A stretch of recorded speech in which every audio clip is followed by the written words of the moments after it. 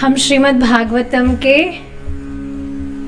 First canto के 1.2.28-29 verse को आज देखेंगे। Please sing with me. बहुत सुंदर श्लोक है, देखिए। वासुदेव परा वेदा वासुदेव परा मखः वासुदेव परा योगा वासुदेव परा क्रिया वासुदेव परम ज्ञानम वासुदेव परम तपः वासुदेव परो धर्मो वासुदेव परा गतिः। वासुदेव वासुदेव वासुदेव।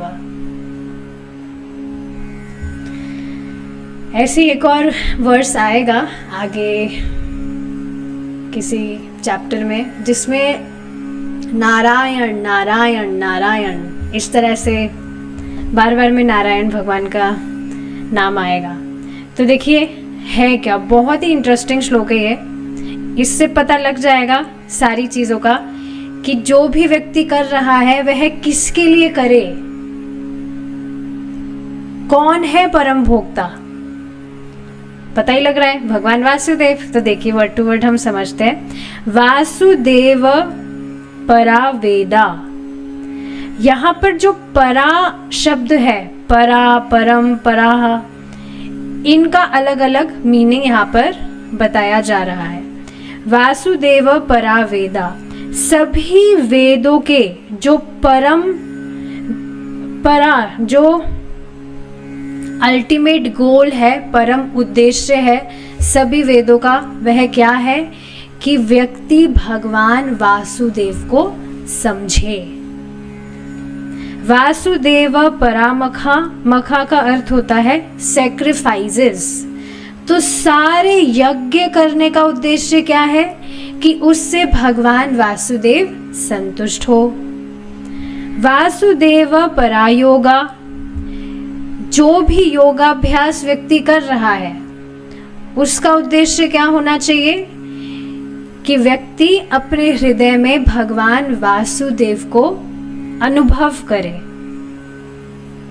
वासुदेव पराह क्रिया, जो भी व्यक्ति क्रियाएं का, यहाँ पे क्रिया का अर्थ है स्पेसिफिकली कर्मकांड, फ्रूटिव एक्टिविटीज, सकाम कर्म कर रहा है, वो कुछ भी इच्छा पूर्ति के लिए भी वह कुछ भी कार्य कर रहा है, तो अल्टीमेटली उसको जो उसका फल है वह भी भगवान वासुदेव ही देते हैं। यहाँ परा शब्द का अर्थ है कि ये सब, इसका फल जो भी वह कर्मकांड कर रहा है उसका फल भगवान वासुदेव यानी कि भगवान कृष्ण के ही कंट्रोल में है। भगवान वासुदेव ही सभी की इच्छाएं पूरी करने वाले हैं। वासुदेव परम ज्ञानम, जो ज्ञान है, जो भी व्यक्ति, मतलब परम ज्ञान क्या है कि व्यक्ति भगवान वासुदेव को समझे। वासुदेव परम तपः, जो भी ऑस्टेरिटी है, जो भी व्यक्ति तपस्या कर रहा है उसका उद्देश्य होना चाहिए कि वह भगवान वासुदेव को प्रसन्न करे। जो भी तपस्या है, व्रत करना, ये करना, वो करना, सुबह जल्दी उठना। कुछ लोग सुबह जल्दी उठते हैं योगा करने के लिए या मॉर्निंग वॉक जाने के लिए, पर नहीं, उद्देश्य होना चाहिए जो भी तपस्या व्यक्ति कर रहा है उससे भगवान वासुदेव प्रसन्न हो।